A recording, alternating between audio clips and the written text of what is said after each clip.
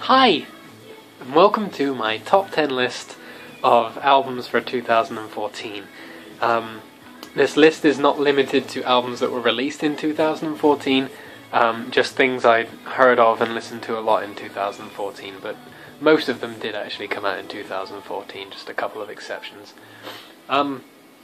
Yeah, I figured I'd do this because I have a lot of followers on YouTube. I did this on Tumblr last year, but just as a text post, but since I have a lot of followers here, and listen to a decent amount of music, I wanted to share with you some things I like. So, without further ado, number 10 is Siren Charms by In Flames, and In Flames are a Swedish metal band who started off doing a bunch of, I think it was called melodic death metal, but they've kind of veered away from that, and this is probably their biggest, arguably their biggest veer away from that, and because of which a lot of their hardcore fans didn't really dig it too much, but no, I quite like this album.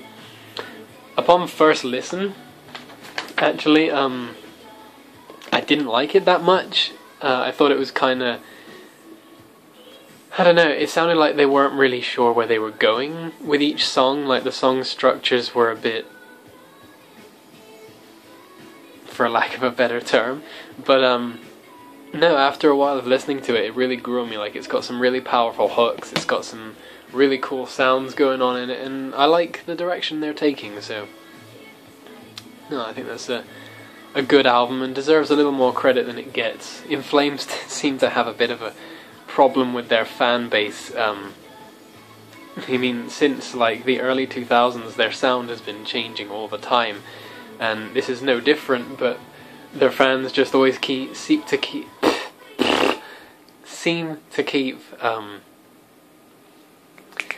not liking what they do. They seem to attract new fans with every album and lose old ones, so no, they're an odd one, but no, I've liked most of what they've done recently, and this is another one of their things that I've liked. Number 9. I'm not gonna, I don't know how to pronounce this properly, but caractère difficile, I think that's how you pronounce it. It's French, however you pronounce that.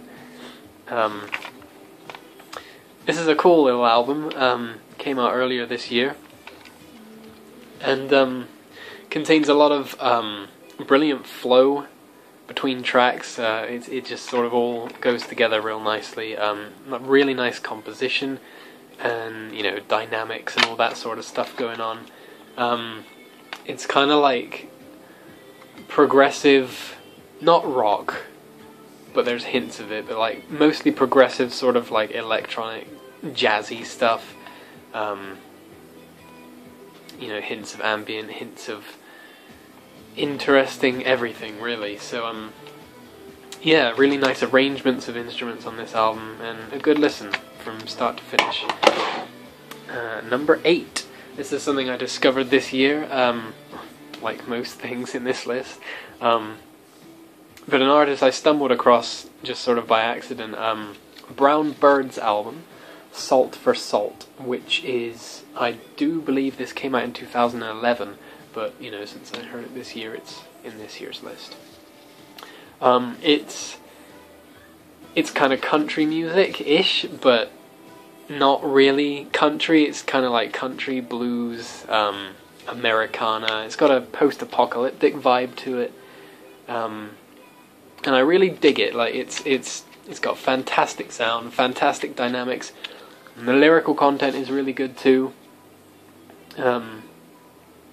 It's quite, I wouldn't say relaxing as such, but it's good to chill out to. Personally, I like doing the dishes to it. I don't know about you, if you were to listen to it, but yeah, I've caught myself wiggling my bum while doing the dishes listening to this, even though it's not particularly dancey. So yeah, Salt for Salt by Brown Bird, that's number 8. Number 7 is Bad Future Bullshit by another one I'm probably going to butcher the pronunciation of, RQ I think it's Swedish, so I'm not even going to try. Number 2. you can just read in the description what it's actually called, or who the artist actually is. But this is basically an album of synth jams, and it's really, really fun. Yeah, it's got a real free sort of feel to it. It's, you know, it's mastered in a really kind of, I wouldn't say a poor way, but it's mastered in a kind of, you know, you can hear everything just fine, and the dynamics are just fine, but it's, you know, it's made to sound a little bit sloppy, I think, or was just processed straight away. I don't really know, but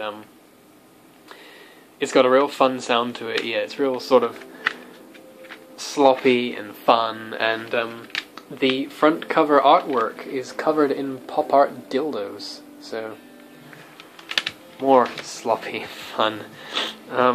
Number 6 is Gay Dog Hardcore by Trent, and I can say so many good things about this little album. I think it kind of was an EP in the digital release, or at least, yeah, it didn't have as many tracks as the CD version, which I think is just about long enough to make a full-length album on the CD version, but either way, all the tracks are fun, either on the digital version or on the CD version with extras. It's, you know, kind of fast, kind of bouncy, carefree fun, and, you know, I can't really stop listening to it. Like, whenever I feel like a good dose of hardcore music that's carefree and silly, I go straight to this most of the time. Another one that I find myself doing the dishes to a lot. Yeah, good stuff. Number 5 is Sunset on the Golden Age by Alestorm. Now, I did order this on CD, just so this list would be consistent and I could lift up the CDs of everything. But it hasn't arrived yet, and I can't be bothered to wait any longer, so I just sort of printed this off, cut it poorly, and put it in a stupid rewritable disc thing. Anyway, who are Alestorm, you might be asking. Alestorm are a metal band who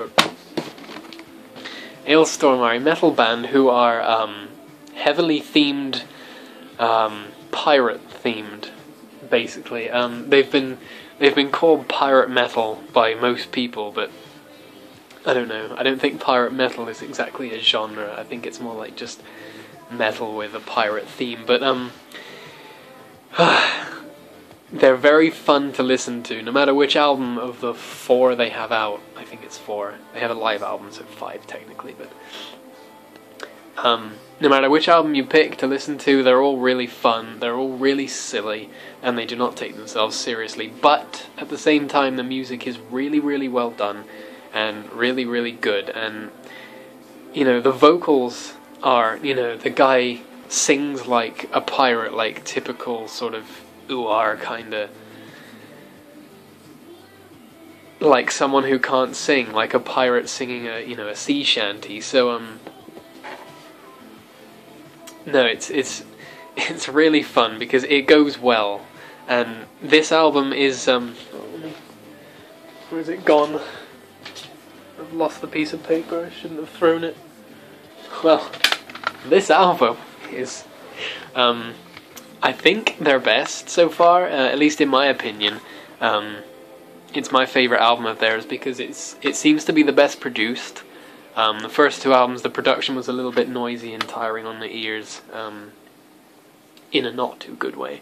And yeah, the last 2 albums have been well produced, but this one, the composition and the variation in material on there is really, really good.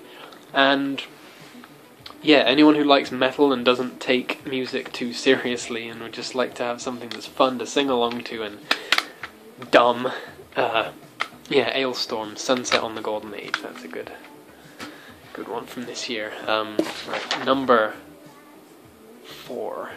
Number 4 is the album that is currently playing in the background that I don't know if you can hear because I didn't test if you can hear it over the video, but this is Little Machines by Lights. And Lights is a singer, I think she writes all the songs, singer-songwriter who makes electronic kind of, I don't think you could really call it synth pop, but for lack of a better term, kind of synth poppy. Yeah, it's got a very 80s kind of sound to it, this album, which isn't present in a lot of her other albums. It just seems she goes from different sounds across albums. Her album before this, what's it called? Siberia. It was her album before this. I think I still prefer that one out of all of her albums so far, but this one is still really, really good. It's got a lot of dynamics to it. It's got that 80s sound, but it still sounds modern.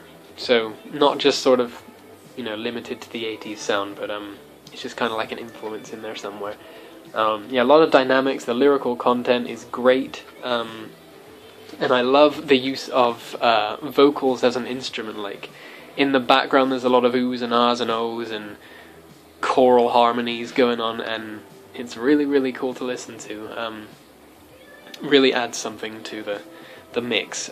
Also, another reason I like this is because, another reason I liked his music is because it's a mutual interest I shared with my girlfriend when I first met her, and that's what sort of started our first conversation together, and yeah, we just sort of have a mutual attachment to Lights, and that's what makes Lights music a little bit more special for me. So, number 3, nearly done. Neverland Sound Girls by Kitcaliber is an intense digital hardcore electronic metal kind of romp through just some really, really punky, really heavy electronic, messy shit. It's fantastic. So shit makes it sound like I don't like it, but no, it's really, really good. It's fun, it's intense, it's packed full of emotion. One thing that's interesting about it is it's mastered in a really strange way, on purpose. It was made to sound sort of really, really compressed, really oversaturated, and sort of just punky, and I wouldn't say lo-fi, but it's sort of leaning towards that because it's so compressed and so it lacks a lot of dynamics, but isn't too grating at the same time, which is a strange achievement. The only thing I would say about this, I don't have any criticisms about it, but I am always curious when I listen to this what it would sound like if it were mastered differently with a little bit more dynamics and less saturation and all that jazz. But it doesn't deter from the album, and I think it adds to the feel of it overall. So yeah, real good piece of work, and I'm in the thank you credits, so that's another cool thing. Number 2 is a group I saw earlier this year, actually. Clipping with their album this year, CLPPPNG. I think it's just meant to be pronounced clipping, but where's the fun in that? Clipping are a trio. It's sort of something I wasn't expecting myself to enjoy this year, but loved it to bits. It's a noise rap album with a bunch of other stuff in there, noise rap, hip hop kind of thing. Yeah, 3 guys come together. Correct me if I'm wrong, but I think the 3 of them is like, one's a producer, one's a noise artist, and the front man is a rapper. And it's a real great mix of stuff. Fantastic material throughout. I just listened to it over and over. It's really well composed. Sorry, I'm getting tired. I love noise music for a start, which I know a lot of people don't like too much of, but it's nice to hear noise music when it's not by itself, when it's sort of mingled in with other stuff, and yeah, I think it's you know, it's well composed, the noise sits in it very nicely and adds a really interesting element without sort of battering your ears with noise. The lyrical content is great if you can keep up with it, because sometimes it's very fast. The flow of the rapping is fantastic. Yeah, it's definitely addictive, definitely interesting, and yeah, I would fully recommend listening to this, but fully understand if you don't like it too, because it's a little bit niche. Yeah, I went and saw them live this year too, in London, with my buddy, and we were thoroughly impressed. They did a really good job live. The rap delivery was just as good live, the noise was interesting live, and they didn't just crank the speakers up to the point where you die. It was really good dynamics, which I guess is down to the club itself, but really good live performance, really enjoyable, and a really good album. I suggest it to everyone to give it a try. And my number one album of this year, which I can't say enough good things about, so I'm not going to say all the good things about, I'm going to keep it snappy, is Pure Heroine by Lorde. And yes, I know this was released in 2013, but I didn't know about it until this year. My girlfriend sent this to me to listen to, and, you know, said, I think you'll like it, so I took a listen, or we took a listen together, rather, and, you know, it was really good, and I quite enjoyed it. And I could see myself listening to it again.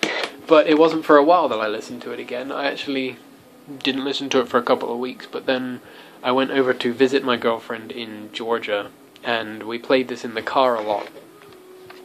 And now it just reminds me of driving around in the sun and having fun.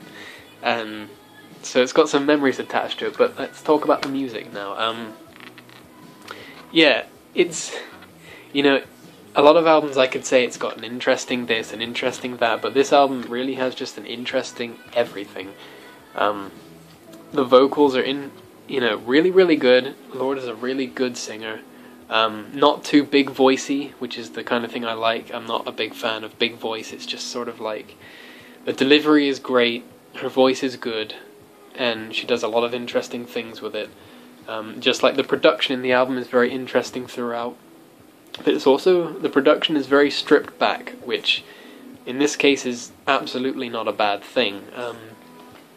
It makes for a lot of dynamics, it makes for a lot of compliments to the vocals themselves, and every track is different, but very consistent throughout, and just a very impressive album that is just full of great little hooks, and great little choral harmonies, and great little, like I said, everything. So yeah, my number one album that I've listened to most and enjoyed the most this year is Pure Heroine by Lorde. And now, for some things I don't have the CD for, the Honourable Mentions. I have them on the list in front of me. First, Honourable Mention, these are in no particular order. turbojuke.it, or .it by Anosa, also known as Psy, but this alias, Anosa, is a weird, fiddly juke album that's quite short, so I don't know if you can call it an album, but I don't care. It's really, really fun to listen to. It's quite different compared to a lot of Psy's work, Anosa's work, rather, and yeah, great listen from start to finish. It doesn't take long. I'm pretty sure it's free, so yeah, go check it out. Link in the description, like with everything I've been talking about and everything I will continue to talk about. Pale Blue Dot is the next one by Benn. This is a spacey electronic ambient album, which I only listened to once this year, so that's probably why it's not in my top 10, but when I listened to it, I was just taken to another place. I actually listened to it with my girlfriend at the same time we sync listened it, and yeah, we were having a really deep conversation about space and life and physics and existence and God and deep stuff, a deep thinking session, and we were just listening to this at the same time, and it was just the most wow experience. So yeah, I haven't listened to it since then because I don't know, that moment, I just sort of feel like it should stay with that moment, but I'll probably listen to it again. Okay, and what I've got written down here, and the reason it's not in my top 10 is because that would feel a bit weird, but it's actually one of mine, and as much as I hate to plug this, my album this year, Voyager, under the alias Ariah, is something I've listened to quite a lot this year, just as a listener, because I fully captured everything I wanted to capture in that album, and, you know, just rode the inspiration wave through the whole thing, and the result is just one of my favourite things I've made, and one of my favourite things to listen to this year, last year rather. And so no, I don't think it's too pluggy or narcissistic to have one of my favourites in here, but to one of my own in here, sorry. But yeah, really proud of it, and I don't think there's anything wrong with that. The last one in this list is fafilulo, keuken, which is an alter alias of my friend Dave, Speedcore Dave, you might know him as, even though that's not his name anymore, but that's what you might know him as, or Davhorse, or whatever he decides to call himself these days. It's a little EP, so not an album, a little EP of strangely relaxing, experimental, breakcore, trippy, weird stuff. Quite different to his normal sort of thud, thud, thud, mashup jams, breakcore stuff. And something I found really interesting to listen to, and I've listened to a lot this year, so that is that. And that concludes this list of my top 10 favourite albums and EPs and things of 2014. Plus honourable mentions. So go check them out. They're all in the description below if I can find links to them.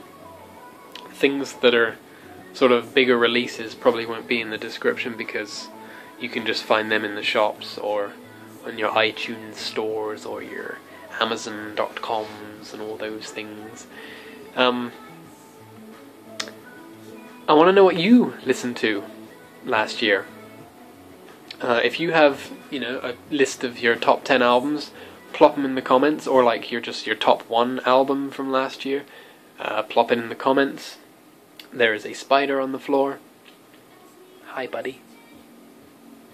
Cute. Yeah, if you have some favourite stuff, plop them in the comments. I'd love to, you know, go check out some things that you like, since you took the time to check out some things that I like, and we can all share some music and have some fun.